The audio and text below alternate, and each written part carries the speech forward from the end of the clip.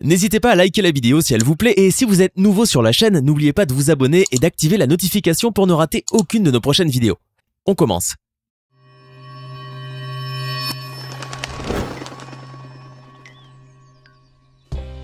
Bonjour et bienvenue à tous.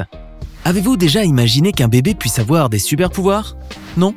Pourtant, tous les bébés en ont. En effet, ils ne se contentent pas d'apprendre à marcher, parler et grandir, ils ont aussi des dons surprenants à nous faire presque pâlir de jalousie. Vous souhaitez les connaître? Alors, voici les 10 super pouvoirs avec lesquels les bébés naissent. Vous avez probablement déjà remarqué qu'il est impossible pour un adulte de boire et de respirer en même temps. C'est tout à fait normal. Toutefois, ce n'est pas le cas pour un bébé de moins de 9 mois. En effet, les bébés, eux, peuvent très facilement avaler et respirer à la fois. Oui, c'est extraordinaire. Mais rassurez-vous, cela peut s'expliquer scientifiquement. Tous les bébés ont un larynx positionné assez haut dans le cou, ce qui leur offre une séparation nette entre l'entrée des voies respiratoires et des voies digestives. Par conséquent, les nourrissons peuvent se nourrir tout en respirant. Cette capacité que nous avons tous déjà eue se perd avec l'âge, car le larynx s'est abaissé, nous privant ainsi de ce super pouvoir.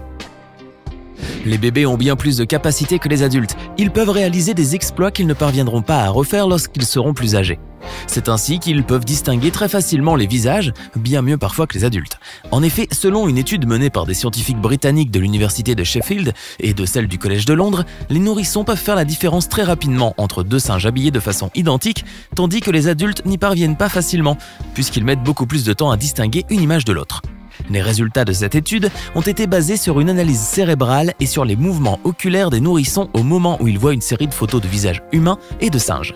Ce test a prouvé que les bébés ont une capacité extraordinaire à faire la différence entre les singes. D'ailleurs, même les scientifiques ont été très surpris face à de tels résultats.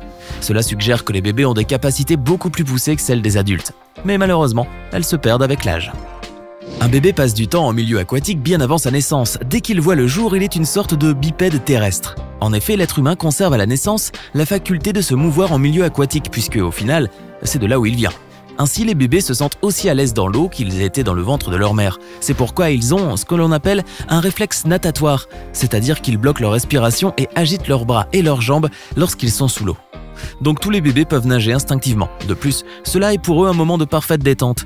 C'est dans cette optique qu'il est recommandé aux parents d'inscrire leur bébé dans des cours de bébé nageur qui leur apprendra à encore mieux se familiariser avec le milieu aquatique. Après tout, ce serait du gâchis si un bébé perdait ses capacités à nager dans l'eau. Savez-vous qu'un bébé découvre le monde qui l'entoure grâce à son sens du goût? En effet, le sens du goût d'un bébé se développe dans le ventre de sa mère durant la grossesse. À la naissance, les papilles gustatives du bébé sont très sensibles. Il peut différencier le goût sucré du goût amer. Son sens du goût est si développé qu'il parvient également à différencier le lait de sa mère du lait d'une autre maman. La raison à cela est qu'un nouveau-né a une plus grande distribution de papilles gustatives dans la bouche que l'adulte. Chez un bébé, on retrouve des papilles gustatives sur les amygdales, au fond de la gorge et sur la langue. Cela lui permet de reconnaître toutes sortes de goûts, sauf le salé qu'il ne découvrira qu'à l'âge de 5 mois. De plus, c'est aussi grâce à sa bouche que le bébé arrive à explorer le monde qui l'entoure, car à cet âge-là, c'est la bouche qui est la plus sensible, bien plus que les mains ou les doigts. C'est donc au moyen de sa bouche que le bébé découvre une quantité impressionnante d'informations qui l'aident à découvrir les différents goûts et textures, tant pour la nourriture que pour les objets.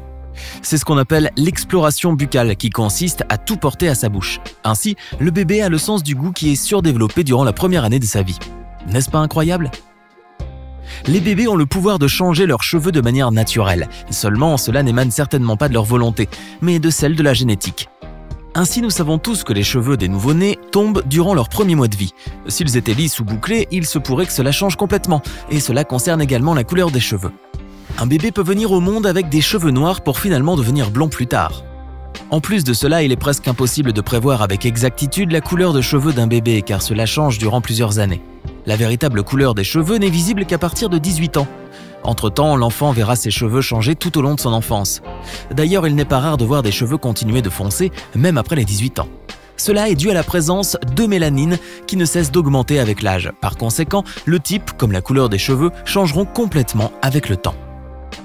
Savez-vous que les bébés pouvaient lire dans nos pensées? Oui, c'est certes très étonnant, mais ce n'est pas moins vrai. À peine quelques mois, les nouveau-nés font déjà la différence entre une expression heureuse et triste, explique par exemple le docteur Alison Gopnik, auteur de The Philosophical Baby, ou en français, le bébé philosophe. Autour de son premier anniversaire, un enfant peut même ressentir comment les autres se sentent. En effet, dans une récente étude conduite par l'université de Berkeley en Californie, les chercheurs ont placé 2 boîtes fermées devant des sujets de 14 mois.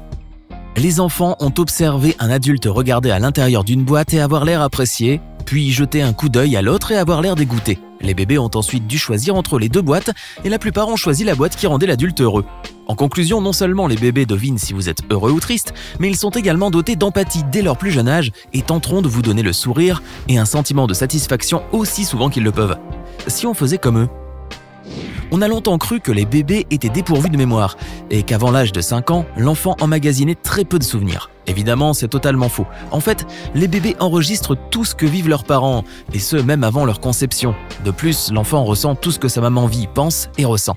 D'ailleurs, le bébé vit les événements exactement comme sa mère, et cela peut avoir des répercussions plus tard sur l'enfant. Par ailleurs, avant l'âge de 3 ans, la mémoire est surtout liée à l'ambiance bien plus qu'aux événements, car c'est la mémoire émotive qui domine chez l'enfant.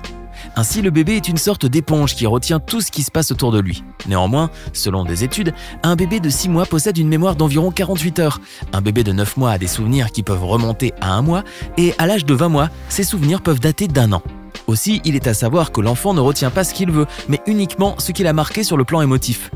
Toutefois, il ne faut pas sous-estimer la mémoire d'un bébé car elle peut être très étonnante. Les bébés peuvent apprendre bien des choses en un laps de temps très court, tandis qu'un adulte n'en est pas toujours capable.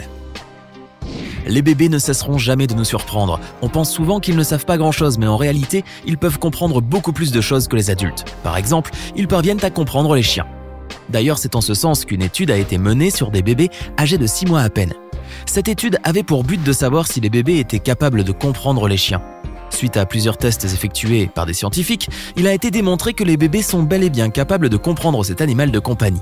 De ce fait, un bébé peut déterminer si le langage corporel du chien est agressif ou amical. Et pour cause, l'émotion est l'une des premières choses que les bébés apprennent. Ainsi, ils arrivent à détecter avec précision, selon le ton de son aboiement, ce que le chien souhaite exprimer. Extraordinaire, non ? Et si un nouveau-né était capable de reconnaître sa langue maternelle ? Vous n'y croiriez sûrement pas. Et pourtant, ce n'est pas moins vrai. En effet, selon les chercheurs, les bébés sont en mesure de faire la différence entre leur langue maternelle et une langue étrangère, et ce à peine quelques heures après leur naissance. Cela suggère que l'apprentissage de la langue chez un enfant commence lorsqu'il est encore dans le ventre de sa maman. Pour le prouver, une expérience a été menée sur 40 bébés, et l'intérêt des bébés pour les sons a été mesuré par la durée pendant laquelle ils ont sucé une sucette reliée à un ordinateur. L'étude a révélé que les nourrissons qui écoutaient des sons inconnus suçaient la sucette plus longtemps qu'ils ne le faisaient lorsqu'ils étaient exposés à leur langue maternelle, ce qui suggère qu'ils pouvaient faire la différence entre les deux. Et ce n'est pas tout. Dans une étude publiée en 2009, les scientifiques ont analysé les cris de 60 nouveau-nés. Ils ont constaté une différence claire dans le son de leurs cris, car celui-ci est fortement influencé par leur langue maternelle. Avez-vous déjà remarqué à quel point un bébé peut être souple ? Il peut faire n'importe quel mouvement avec grande facilité. Ce qui est vraiment surprenant. Néanmoins, il n'y a rien qui soit anormal puisque les bébés ont besoin de cette flexibilité d'abord pour sortir du bassin lors de l'accouchement, ensuite parce qu'ils ont environ 350 os, alors qu'un adulte n'en possède que 206. Ce n'est qu'en grandissant vers l'âge de 10 à 12 ans que leurs os se colleront les uns aux autres. Ainsi, les os des bébés sont moins rigides que ceux des adultes, puisque leurs cartilages ne sont pas encore développés. De ce fait, tous les bébés sont extrêmement souples. C'est pour cela que quand un enfant tombe, il se fait toujours moins mal qu'un adulte. En effet, quand un enfant de moins de 10 ans chute, le choc est absorbé par sa souplesse. Impressionnant, non ? Maintenant, à votre tour de nous dire en commentaire lequel de ces super pouvoirs avec lesquels les bébés naissent vous surprend le plus. Vous êtes nombreux à écouter les émissions du podcast Le Coin du Crime sur Apple Podcast et à nous le faire savoir. Pour vous simplifier l'écoute, nous avons créé une chaîne YouTube qui retransmettra les meilleures émissions du podcast. L'affaire Grégory, la disparition d'Alexia Daval, la malédiction du gagnant de l'auto. Si vous aimez les histoires de crime et que vous êtes passionné par les faits divers de tous bords, rendez-vous maintenant sur le podcast Le Coin du Crime et sur la chaîne YouTube pour découvrir les grandes histoires criminelles qui ont marqué les dernières années. Le lien est dans la description.